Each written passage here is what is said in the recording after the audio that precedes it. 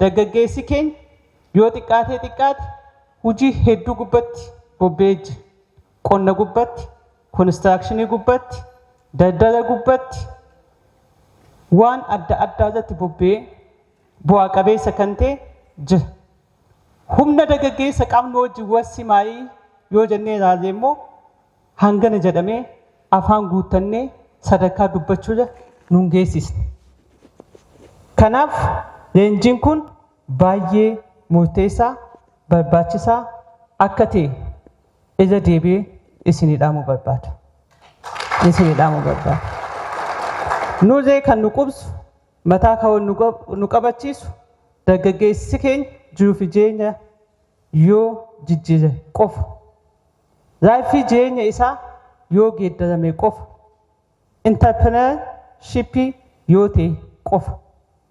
Kanaaf mata duree sadeen kana gubbatti leenjiinis akka kennamu hayyootaan kan taasifameef mootummaan kanaaf. Kanaaf wanni isinii dhaamu guddaan ijoon akka bulchituu teessanittis akka bulchituu bichaatti osoo hin ta'in akka haadha teessanii fi obboleettiis ni guddoottis dargaggeessa as jiru kanaaf wanni dhaamuu barbaadu inni guddaan ijoon yoo jiraate akka godina Harargee Bahaatti hojiin hojjan guddaan jiraatus amala nu gadi hin dhiisin tokkootu jira.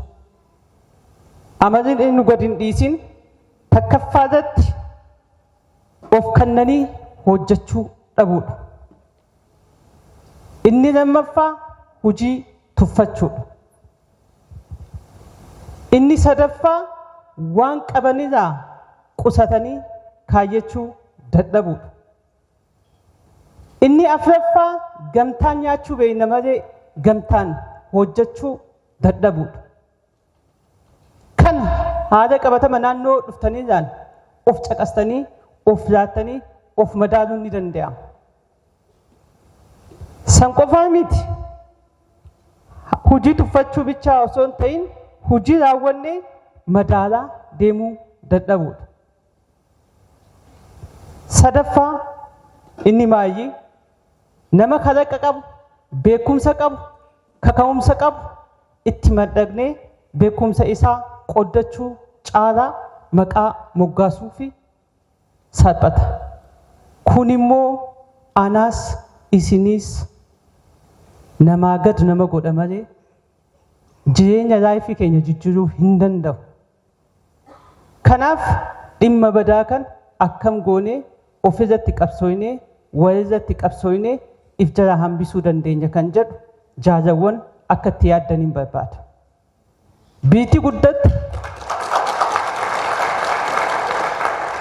Kooriyaa isaa dubbannu, Chaayinaa isaa dubbannu, biyyoota adda addaa akka fakkeenyaatti kan kaasu akkanumatti lafaa kaateetii miti.